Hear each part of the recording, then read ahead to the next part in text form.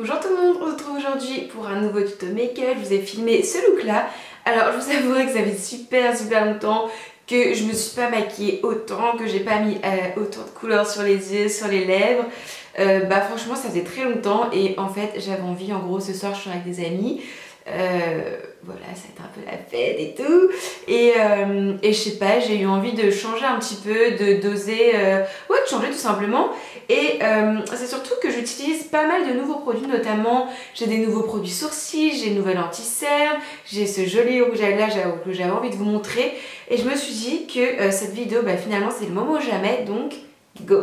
Allez c'est parti, je vais commencer par le teint comme d'habitude. Donc au niveau du fond de teint, je vais utiliser le Double Wear d'Estée Lauder. Donc moi je l'ai en teinte 2W de Rattan. Alors ce que je fais depuis un petit moment, c'est qu'au niveau du teint, j'essaie d'utiliser le moins possible de pinceau. Donc j'applique tous mes fonds de teint au doigt, mes anti-cernes au doigt, et j'ai remarqué que j'ai carrément moins de boutons. Donc là, je prends mon fond de teint. Maintenant, Estée Lauder ont sorti une pompe. Les pompes de MAC sont aussi compatibles. Moi j'ai celle d'Estée Lauder. Donc ce que je fais, c'est que je mets dans ma main, hop, deux pompes de fond de teint. Hop, je vais m'attacher les cheveux, ça sera plus simple. Hop, on s'attache vite fait les mèches. Je viens bien mélanger dans ma main comme ça. Donc voilà où ça en est. Et ensuite je viens appliquer mon fond de teint un petit peu comme une crème en fait. Je me dépêche parce qu'il sèche quand même assez vite, le Double Wear d'Estée Lauder. Mais bon, franchement, ça va. Donc j'en mets vraiment sur tout mon visage, comme si j'appliquais ma crème de jour en fait. Donc voilà ce que ça donne pour le teint. Au niveau de la couleur, j'ai la 2W2. Elle est un poil foncée, on s'en rend pas bien compte en caméra. Mais c'est vrai que pour l'hiver, il faudrait que j'ai la teinte en dessous en fait. Bon, c'est pas grave, on va faire avec. Donc, étant donné que c'est un fond de teint assez couvrant, enfin moi je le trouve assez couvrant, même au niveau des cernes, du coup je vais utiliser un anti-cerne de Benefit. Donc ça c'est le Beau Ink Airbrush Concealer. Donc c'est un concealer, un anti-cerne. C'est pas du tout l'anti-cerne le plus couvrant au monde, donc il existe dans ce petit format en beaucoup plus couvrant. Moi j'ai la texture couvrance légère à moyenne en fait. Étant donné que j'utilise pas mal de fond de teint couvrant, ou alors l'été j'utilise des bébés crèmes, mais franchement l'été mes cernes c'est pas un problème pour moi. Donc du coup en ce moment j'utilise celui-ci, c'est une texture crème qui est franchement pas mal, et encore une fois j'utilise pas de pinceau. Donc là hop, je le pose au doigt et ensuite je viens le travailler, je viens estomper un petit peu avec le doigt. Donc j'en mets bien au niveau des cernes, je descends un petit peu en triangle pour illuminer cette zone là du regard. Et au niveau de la teinte, j'ai la teinte numéro 2. Normalement, ça doit être la médium. Il n'y a pas écrit, j'ai la teinte numéro 2. Maintenant, je vais venir poudrer mon teint. Donc pour ça, je vais venir utiliser la poudre compacte de Clarins. Donc celle-ci, je vous en ai déjà parlé plusieurs fois. Donc elle se présente comme ceci. Ici, on a des petites papiers matifiants anti-brillance. Et ici, on a donc la poudre qui là comme d'habitude a l'air blanche et finalement elle est totalement transparente. Donc là pour le coup je viens juste en mettre au niveau de la zone T. Hop là au niveau, donc j'ai mis menton, j'ai mis front, je vais venir mettre nez et je vais également venir en mettre un petit peu sous l'anti-cerne Benefit que j'ai mis juste avant, pour vraiment bien le fixer en fait, et puis pour venir un petit peu sceller le tout et puis surtout le fixer. Après honnêtement je poudre pas mes joues parce que mes joues elles vont pas briller, et puis parce que le fond de teint Double Wear ça va clairement pas me faire briller. Donc les joues c'est franchement pas la peine. Maintenant on va laisser un petit peu le teint de côté, je viendrai appliquer du bronzer, sculpter mon visage, mettre du blush et tout ça, après avoir fait mes sourcils et mes yeux. Donc pour mes sourcils, ce que je vais faire, c'est que dans un premier temps, je vais venir les redessiner comme d'habitude avec un produit poudre. Donc là c'en est un de chez Benefit, son petit nom c'est le Foolproof Brow Power. De toute façon tout sera comme d'habitude en barre d'infos. Premièrement, hop, je viens les brosser pour retirer tout ce qui va être excédent de poudre, de fond de teint, et puis pour voir un petit peu les zones que j'ai à combler. Et ensuite ce que je fais, c'est que moi là je viens prendre la couleur la plus foncée. Donc moi j'ai la teinte médium, mais celle-ci elle est un peu trop claire pour moi. Donc du coup je viens utiliser la couleur la plus foncée. Et je fais pas grand chose en fait, je vais juste venir hop les redessiner comme ça sur le dessus. En fait je vais venir refaire le petit accent circonflexe hop, au niveau de la queue du sourcil parce qu'elle est un peu clairsemée. Hop là, pareil pour le dessous. Et ensuite, je viens rejoindre les deux. Donc ça fait pas un sourcil ultra marqué, ultra dessiné, mais ça fait quand même un sourcil, ouais, comparé à lui, ça fait quand même beaucoup plus net, beaucoup plus joli. J'ai juste fait ici, hop là. Et ensuite, j'ai rejoint les deux. Et ensuite, voilà, je remplis juste très légèrement cet endroit-là. Et l'autre partie, on va utiliser un autre produit après. Je reprends mon goupillon. Je viens quand même brosser pour estomper la poudre, la fondre dans mes poils de sourcils. Et puis pour avoir un résultat un petit peu plus doux, un petit peu plus naturel quand même. Et ensuite pour le reste des sourcils, je viens utiliser ce produit là. Donc ça c'est le Gimme Brow de Benefit. Alors ce produit là j'utilisais depuis des années. Seulement ça faisait 2-3 fois que je l'avais pas racheté. Puis bah là je vous avouerai que j'ai bien eu envie de le racheter. Donc hop, ça permet déjà de les coiffer, de les fixer, ça les colore. Donc j'ai la teinte médium. Ça les colore, ça les fixe, ça leur donne un petit peu plus de volume en fait. Et c'est surtout qu'au niveau de la tête, j'aime pas mettre du crayon, j'aime pas mettre de poudre, parce que je trouve pas ça naturel du tout.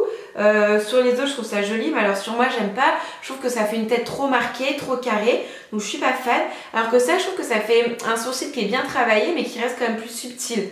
Donc hop, j'en mets au niveau de la tête, et ensuite, j'en mets un petit peu partout, hein. Maintenant on va pouvoir passer aux yeux, donc ce que je vais faire c'est que tout d'abord j'utilise une base, donc celle-ci c'est une base de Too Faced, c'est la Shadow Insurance. Hop, j'en mets sur le bout de mon doigt une petite noisette, là j'en ai un petit peu trop mis. Hop là, je malaxe un petit peu, je viens fondre le tout. Et hop, du bout des doigts, je pose sur mes paupières. Et je remonte bien, enfin je remonte pas jusqu'au sourcil, mais je remonte bien au-dessus du creux en fait, hein. Maintenant on va venir maquiller un petit peu les yeux, donc si vous me connaissez vous savez qu'honnêtement j'utilise pas beaucoup de fard à paupières. Je maquille très peu mes yeux en général, hop c'est mascara et c'est fait. Mais là j'ai envie de faire des petits efforts et tout ça, et c'est surtout qu'en rangeant un petit peu dans mes placards, j'ai retrouvé cette palette là de Gucci, donc c'est une palette de 4 couleurs qui, je vous avoue que je l'ai pas beaucoup, j'arrive même plus à l'ouvrir. C'est bon, je ne l'ai pas énormément utilisé, mais les couleurs je les trouve sublimes. Donc on a une sorte de beige un petit peu doré, on a ce kaki qui est magnifique, on a ce vert là, vert sapin très beau, et on a ce marron là.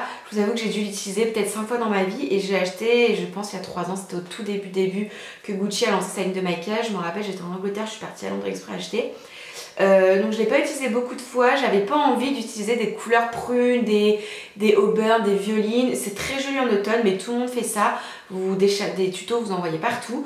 Donc j'avais, je sais pas, j'ai eu envie de ressortir cette palette là et d'utiliser ces jolies couleurs vertes. Donc déjà ce que je vais faire c'est qu'avec ce pinceau là, donc ça c'est un pinceau Black Up, c'est le pinceau estompeur, et je vous avouerai qu'il est franchement très bien. Donc moi je m'en sers pour plein de choses, hein. Je m'en sers pour estomper, je m'en sers pour appliquer mon fard à paupières, vraiment il sert un petit peu à tout. Alors par contre les fards, vous voyez je viens juste de plonger mon pinceau, les fards sont méga poudreux, donc bon c'est pas grave, hein, j'estompe bien mon pinceau. Donc la petite couleur beige là, je viens la mettre sur toute ma paupière mobile et je remonte un petit peu au-dessus du creux de paupière.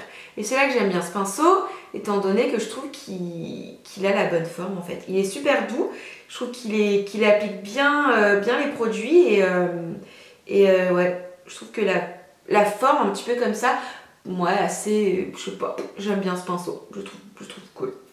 Ensuite, toujours dans la même palette, toujours avec mon pinceau Black Up, je viens prendre cette fois-ci le fard marron, enfin le fard un petit peu marron irisé. Hop là, j'en mets bien sur tout mon pinceau. Encore une fois, j'hésite pas à tapoter pour éviter les chutes, parce que moi j'ai déjà mis mon anti-cerne, j'ai déjà poudré, j'ai déjà tout fait. Et je retapote au cas où. Et ensuite, hop là, c'est parti au niveau du creux de paupière. Je veux pas avoir un creux de paupière super marqué, super défini, mais c'est plus pour venir créer une ombre. Et après, je trouve ça joli parce que toutes les couleurs sont assez irisées. C'est vrai qu'en général, je mets pas trop de irisé au niveau du creux de paupière, mais en même temps, en général, je me maquille pas trop les yeux. Donc bon, voilà, aujourd'hui, on y va quoi. Donc une fois que j'en suis là, ce que je vais faire, c'est que je vais venir prendre cette jolie couleur kaki en fait, puisque c'est clairement ma préférée de la palette. Elle est un peu moins poudreuse que les autres, j'ai l'impression. Donc je tapote quand même bien mon pinceau. Et ensuite, ce que je vais faire, je vais venir la déposer comme ça, hop là, au niveau du coin. Oh, c'est joli. Au niveau, juste là, du coin externe. Donc là, je viens juste pour le moment déposer la couleur en tapotant. En fait, je viens presser la couleur sur les couleurs du dessous. Hop, je viens bien les presser. Hop là, je vais faire exactement pareil de l'autre côté et on viendra estomper le tout après. Ensuite, ce que je fais, bon, c'est pas terminé, hein. Ce que je fais, c'est que je reprends toujours le même pinceau. De toute façon, je fais tout mon make-up avec le même pinceau. Et je vais venir prendre un Kleenex et hop là, retirer l'excédent, enfin tout retirer en fait, toutes les matières poudreuses que j'ai utilisées, donc tous les fards à paupières et tout ça.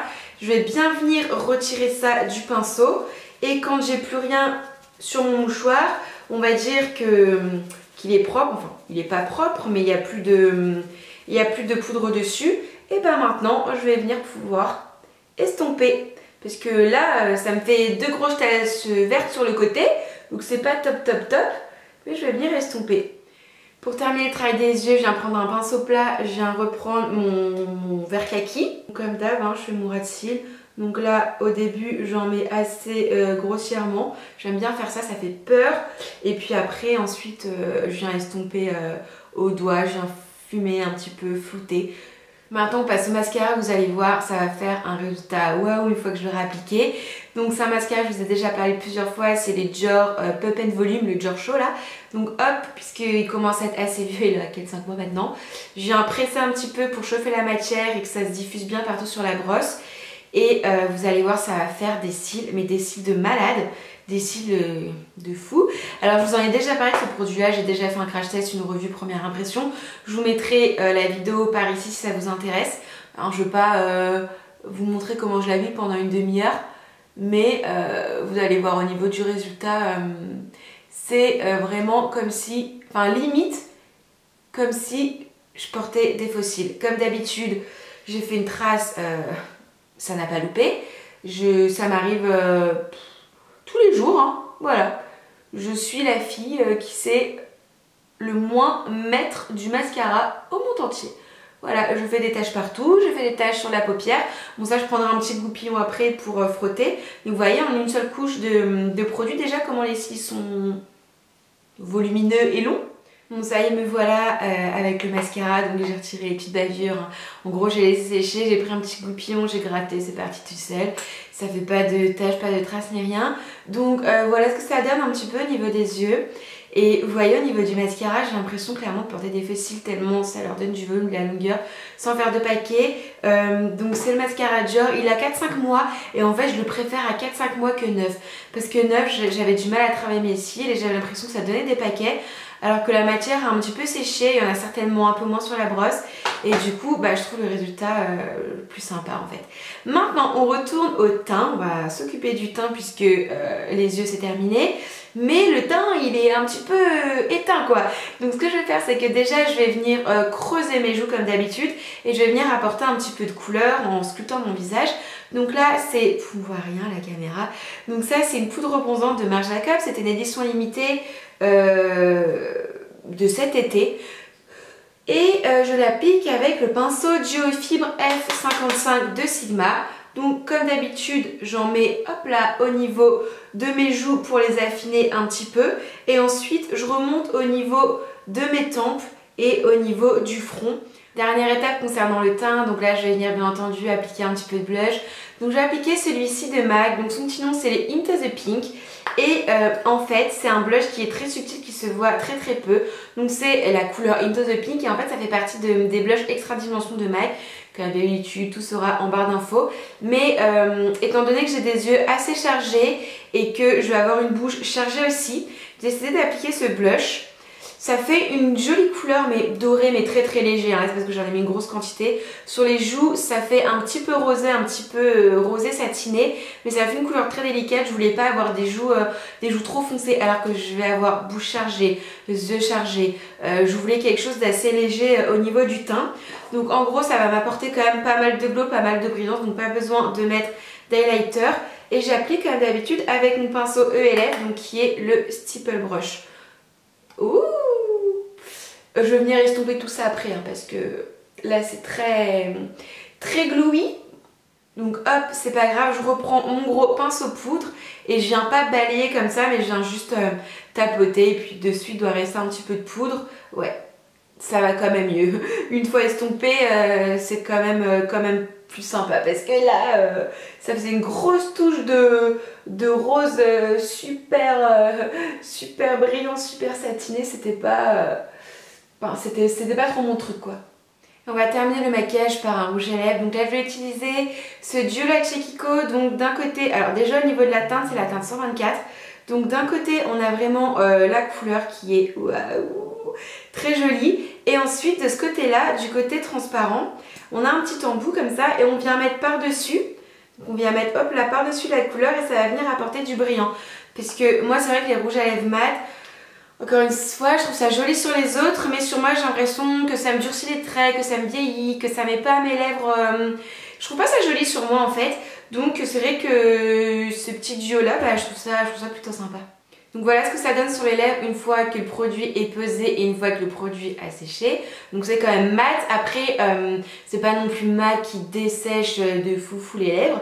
Mais j'aime pas trop le mat sur moi en fait. Donc hop, je viens prendre mon petit embout transparent et ça va donner un petit côté un peu plus glossy et un côté que je préfère. Voilà les filles et les garçons, ma vidéo m'a terminée, donc j'espère que ça vous a plu, que ça vous aura donné des idées, peut-être que je vous ai fait découvrir des nouveaux produits. J'ai essayé d'utiliser, enfin en fait c'est des produits que j'utilise au quotidien, mais c'est vrai que j'ai eu envie de faire cette vidéo pour vous montrer, puisque notamment pour les sourcils ça a un petit peu changé, l'anti-cerne ça a changé aussi, bon le fond de teint Lauder ça fait des mois que j'utilise, je l'aime toujours autant.